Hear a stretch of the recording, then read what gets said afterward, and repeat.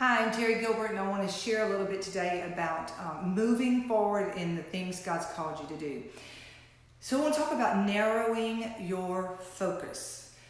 So what does that mean, and why do we need to do that? So if you find yourself being a little frazzled or kind of all over the place, or you're not sure what God's telling you to do next, or maybe He told you to do something and you have been disobedient, you're just kind of like free floating, too much going on, a little overwhelmed, a little confused, that is not God.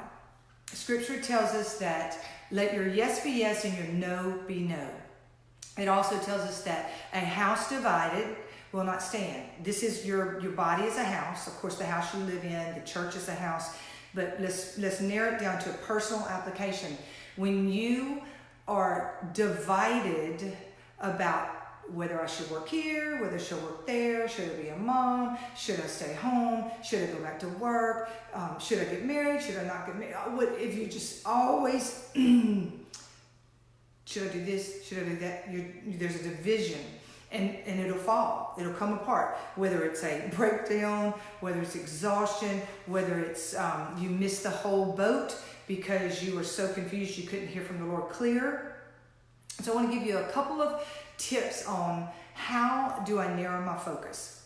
First of all, you want to, if you feel that your focus is spread out, it's this simple. Get a piece of paper out. Write all the things that you're involved with. I'm a mom, I'm working, I feel like the Lord's told me to write a book. Let's see, I'm going to use an example of someone, I won't use their name. Working, write a book, I need to say I'm going to be a mom, I'm going through a separation. Okay, so let's say you have all this going, that's a lot of things. So some of them, sometimes it's seasons and you can't clean your plate. But if you narrow your focus, it's better. You can be good. You cannot be good at everything, but you can be good at few things. And God, that's who God is. God wants us to be a person of excellence. And He has not given us, He gives us each our area of authority and the people that we're supposed to sow into and mentor to and bring to the Lord, or whatever it is that He's called you to do. It's not everything. And so you narrow your focus on what, number one, what have you heard the Lord tell you to do? So write that down. You know, if you say, well, He's told me to write a book. Well, did He lay that on your heart? Is that a desire of yours? Or you heard an audible voice? So get really clear. And did He put a time limit? Did He say now? Or did He give you a vision and it's something that's going to happen in the future? Now let's say you say, I don't really know. I just heard the Lord tell me to write a book. So you say, Lord, I need you to minister to me. Is that this season or later? Because I feel like right now that might be something I could put on a shelf. And the Lord will give you a peace. Okay? So you write that down. You get clear on, I've got 10 things here. Or 5 things or whatever it is. Now, if you're a mother and you have children and they're home for the summer, you don't have to pray about if you have to be a mother. You're called to be these children's mother. That is a given. So you write that down. I'm called to be their mother, forever, but on a whole nother level for the summer. Like I need to be more present on in the afternoons, or I need to take some time off for vacation, or whatever that looks like for you.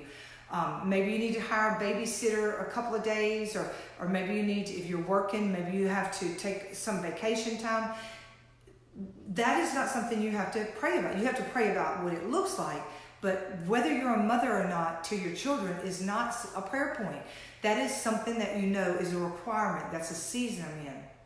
And then maybe you're working and you are trying to build clients, but they're not, you're not seeing it. So you put that on there, Lord, building a business.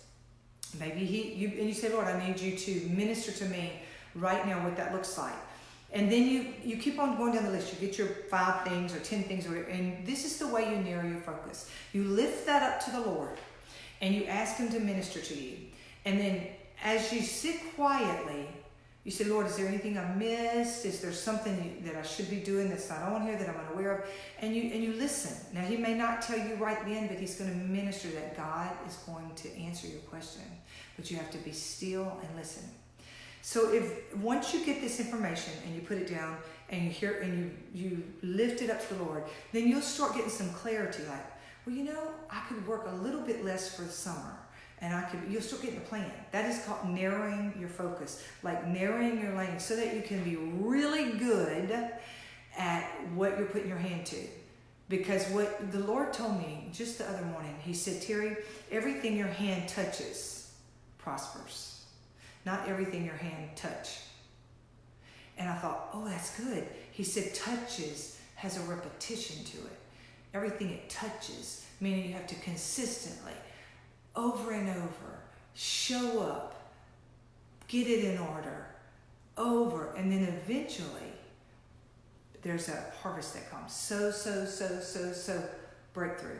So you may be in a season and say, okay, I can take a little time off from my work because I'm going to spend more time with my kids. Or this is just an example. You narrow your focus by writing things down. Number one, lifting it up to the Lord. Number two, letting him minister to you, and then getting a plan. That's it. That's it. You write it down. And I will say, once you write it down, don't add stuff. Don't just think about, okay, I need to write a book. Maybe I should write 2 books. Or that's part of what's stopping your movement in your calling, or causing overwhelm. So you write it down. You don't add to the list. You're narrowing it down for the things that you know that you put your hand to. Number 2 is you lift it up to the Lord, because you want to lift everything. He said he will make your ways. It says in the word that he will make you lift up your works into the Lord. He will make your ways prosperous. And so that's a promise. You lift it up and it's put your blessing on it. Minister to me, Lord, what this looks like for this season. And then you get a list and you get a plan. And once you get this plan, then you touch it. And that means consistent. You do what the Lord has directed you to do.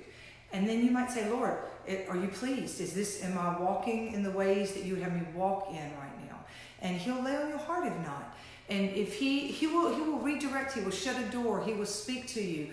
And once you've lifted it up, you stay in that position. Lord, I've lifted it. But you don't have to go back and ask over and over. Once he puts a piece on it, rest, be still, and know. Once he's put the piece on it, and you know that he's done it, you know that that's God's piece. If you don't know, say, Lord, I need you to confirm it. I need you to do, show me again, or whatever that looks like, till you know that he's put a piece, he's put a knowing, he's put his stamp of approval on your plan for this season. What you've been called to do for this season. No more, no less. Because if God, I love this saying, if God didn't tell you to do it, then he's not going to walk you through it. If God didn't tell you to do it, he's not going to see you through it. And so if God has put his hand upon it and his word is true, he's not a liar, he's a faithful God. And he says to you, lift up your works unto me and I will make them successful. Then you can say to him, Lord, it's on you. I'm lifting this up to you and I'm going to be obedient to what I believe you've narrowed my lane to. And it's like the dog with the cone. And I'm going to stay focused on what you've called me to in this season, oh God. And when you do that and you line that up with what he's put in your hand, God is so big on taking what's in your hand and growing it. In fact, I'll relate it to when he gave the talents out, and he gave one man, I can't remember the exact numbers, 5, 10. He gave the same number of talents. I think, no, he gave one of them more. Anyway, one of them put him under his mattress. Okay, the Lord was not pleased with him because he did not take what was in his hand and grow it. And that's what's happening whenever you get too much on your plate and God's not happy with that. That is not God. But when he gave one man, I think he multiplied them and increased them. And then the last one doubled it. He took the man that didn't do anything and he gave it to the man that doubled it. Okay, so that man reaped something that he never sowed. I mean, that is mighty. God blesses and multiplies when we take what's in our hand and we use it. So really, I should call today and, instead of narrowing your focus, use what's in your hand. Because when you use what's in your hand, what God's placed in your hand, and you grow it, he's well pleased with that. And he adds to it. He gives you more. He gave them more. Not only just more from what they did, but he took somebody that wasn't doing anything and gave them that. So it's like a double multiplication. So I want to just encourage you today, if you're feeling like you're just worn out, or you're not clear, or you're not hearing God's voice, I want to encourage you, or you're not sure of your next step. I want to encourage you to narrow your focus. And that's write it down, what you believe you're called to do, what you're got your hand to, so you can scratch some of them out. As you get it, you go, well, I can just go ahead and move that off the list of the Lord, unless the Lord tells me. Then you lift it up to the Lord. You might even want to wait till you lift it up and then do the scratching out as you feel like He's ministering to you. Okay? And then you take that what's in your hand and you be consistent. You be consistent because your hand has to touch it. Touch. So I hope this has helped you. If this has helped you, I'd love to get some feedback. You'll let me know if this is, just give me some feedback on it. This has been encouraging, or if you've been able to resonate, if this resonates with you. You'll have an awesome day. Hey, that's this is my new office. This is why I've been so consumed with this house the last year. It was a season for me to just be on board with it. So I'm back at work full force. I still was working. I never quit working, but I just stepped back a little bit and enjoyed this season. And so now I'm back full force, taking on some new clients, creating some new courses, and I'd love to get some feedback from you. And so y'all have an awesome